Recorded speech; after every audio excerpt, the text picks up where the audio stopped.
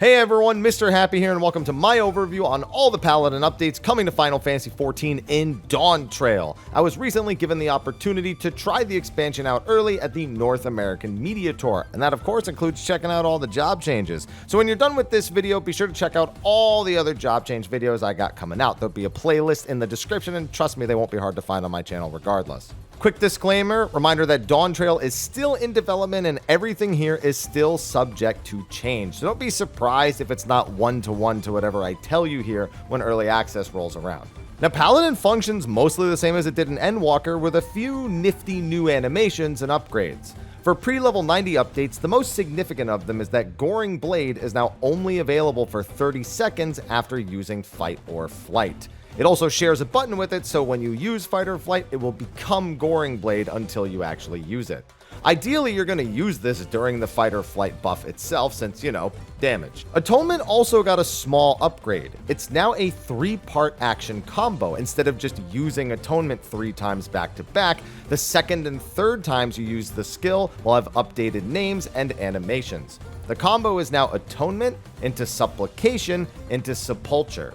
The second and third combo actions do get progressively higher in potency, but fortunately you can still freely interrupt the combo and use the 3 atonement stacks whenever works best for you.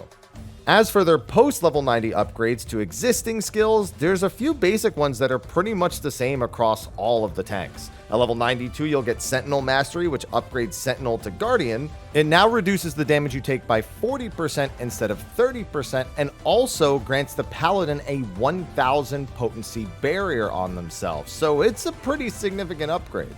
At level 94, you get Enhanced Rampart, which adds a healing received buff to the skill.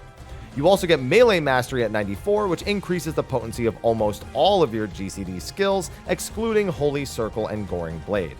And finally, at level 98, you get Enhanced Reprisal, which increases the duration of the debuff to 15 seconds. For brand new skills, Paladin just gets a few small ones. At level 96, they get Requiescant Mastery, changing it into a new skill, Imperator. This is an AoE upgrade that comes with a hefty potency increase as well, though functionally it's still the same as Reprisal. You still use it to go into your Confiteor combo, and maybe you optimize it a little bit more for AoE damage since it has that now, but all in all, you'll probably be using it almost exactly the same. Finally, at level 100, you get the Enhanced Blade of Valor trait.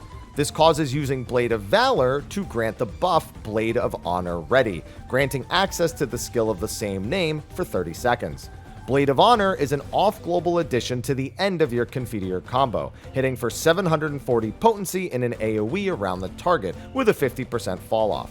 It replaces Imperator on your hotbar until it is used, though you'll likely use it almost immediately within buffs.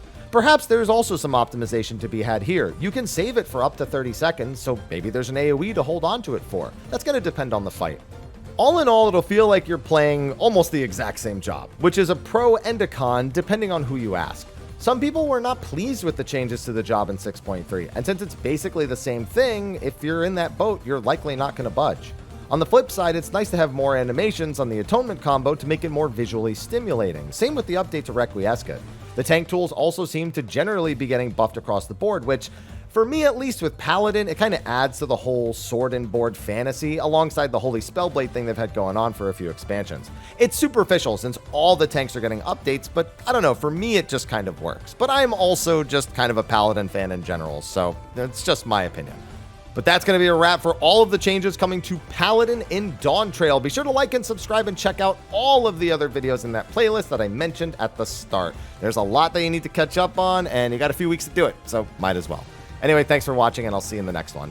Until then, take care.